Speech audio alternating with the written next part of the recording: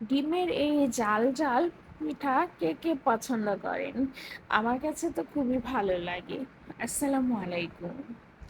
আমি খাদিজা আক্তার শাওন বলছি ঢাকা থেকে। আশা করি যে যেখানে আছেন আলহামদুলিল্লাহ সবাই ভালো আছেন এবং সুস্থ আছেন। আলহামদুলিল্লাহ আপনাদের দয়ায় আমিও ভালো আছি এবং সুস্থ আছি।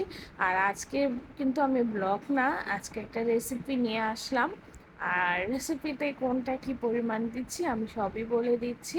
প্রথমে আমি হাফ কাপ পরিমাণ পেঁয়াজ কুচি অল্প একটু লবণ দিয়ে কষলে নিয়েছিলাম, তারপর পুদিনা পাতা মিক্স করে কষলে নিয়েছি। আর এখন নিয়ে নিব 3 কাপ পরিমাণ চালের গুঁড়ি।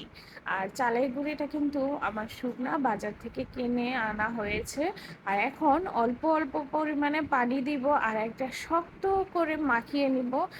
যেমন আমরা পরোটা রুটি কারি করি, এর থেকেও শক্ত রাখবো। আর এরপর আমি 4টা ডিম নিয়েছিলাম, ডিমগুলোকে ভালো মতো ফেটিয়ে নিয়েছি। কারণ ডিমগুলো কিন্তু আমার এখানে অনেক বড় বড় সাইজের, আপনারা চাইলে আর একটু বেশিও দিতে পারেন। আর এখন এই ডিমগুলো দিয়ে সেই যে আটা গুলি চালের গুঁড়ি গুলিয়ে রেখেছিলাম সেটা মিক্স করে নিব। আর আমি কিন্তু একসাথে সব ডিম দিচ্ছি না, অল্প অল্প করে দিচ্ছি আর অল্প অল্প করে মিক্স করছি। এতে করে হয় কি, যদি বেশি ডিম হয়ে যায় বেশি পাতলা হয়ে যাবে, আর যদি লাগে পরবর্তীতে ডিম দেওয়া যাবে। আর ডিমগুলো কিন্তু সবসময় নর্মাল টেম্পারেচারে ছিল, ফ্রিজে থাকলে আধা ঘন্টা আগে বের করে রাখবেন।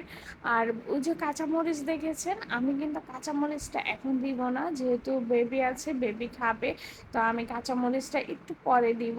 আগে ওর জন্য 2টা পিঠা তৈরি করে তারপর আমি কাঁচামরিচটা দিব। আর এখন আমি তেল বসিয়ে দিয়েছিলাম চুলায়। আচ্ছা, আমার ভিডিওটি কেমন হয়েছে আমাকে কমেন্ট করে জানাবেন।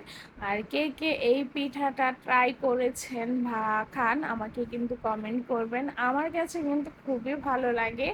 আর বাচ্চার জন্য 2টা তৈরি করার পর আমি কাঁচামরিচগুলো দিয়ে দিলাম, কারণ এইখানে তো অনেকটা পরিমাণ কাঁচামরিচ আছে।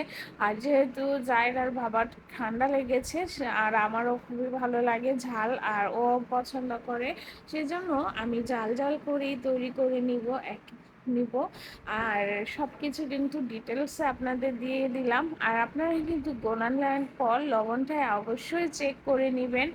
আর ডিমে মানে কাইটা দেওয়ার পর দেখেন অটোমেটিকলি কিন্তু ফুলে যায়। আর এটা কিন্তু দেখতে সেম যে তেলের পিঠা থাকে সেটার মতো হয়েছে। আর এই যে গরম গরম ডিম পিঠা খেতে কিন্তু খুবই ভালো লাগে। সবাই একবার হলেও বাসায় ট্রাই করবেন। আর আমাকে কমেন্ট করে জানাবেন কে কে ট্রাই করেছেন এবং কেমন হয়েছে। আজকের মতো বিদায় নিলাম।